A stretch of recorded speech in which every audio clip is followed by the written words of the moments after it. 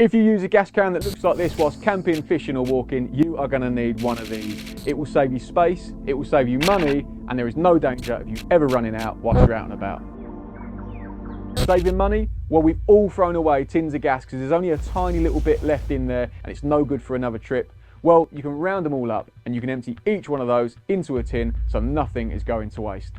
Saving space? Well, I've mentioned it already. You can condense large tins of gas all the way down into a small one if you like to take as little with you as possible. And I guess most importantly, never running out of gas. We've all done it where we've picked up half a tin, we've gone anyway, and it's just not been enough. Now you can fill it right to the top and rest assured that you're not going to run out of gas whilst you're out and about. So as well as using this product for well over 18 months, we've been working with FlipFuel to put together a really comprehensive guide on how to easily and safely use this product.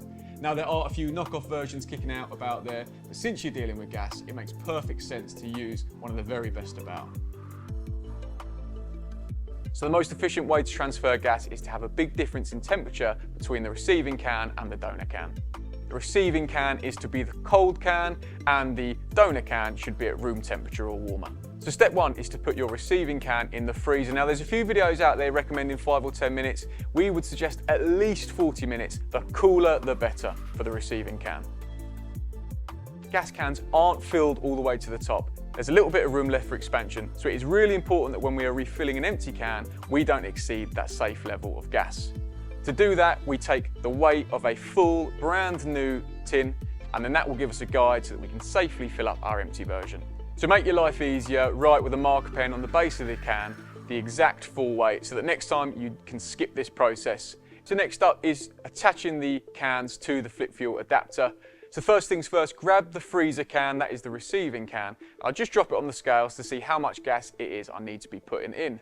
As a very, very rough guide, about 10 seconds adds 20 grams of gas. Of course, this depends on the temperature of the cans and so on. So there's a graphic on the FlipFuel adapter which says in and out. To be totally clear, in is for the receiving can and out is for the donor can.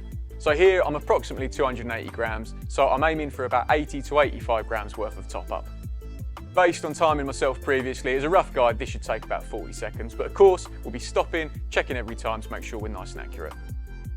I'm opening the valve and you can hear the gas flowing from one can to another.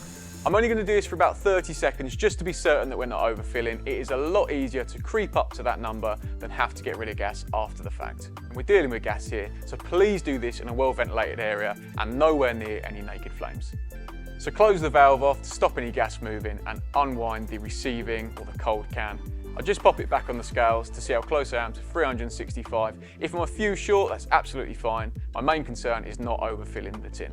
So all being well, you now have a full can. I like to keep the plastic cap and pop that back on top, just so that I know that is a gas tin that is full up, ready to go. But if you do overfill slightly, don't panic. There is a nifty little button on the FlipFuel adapter that will allow you to remove excess gas. Turn the gas can and the FlipFuel upside down, lightly press the button and you will see the gas leaving the can. Once that's done, weigh it until you're happy that it is not exceeding the maximum weight.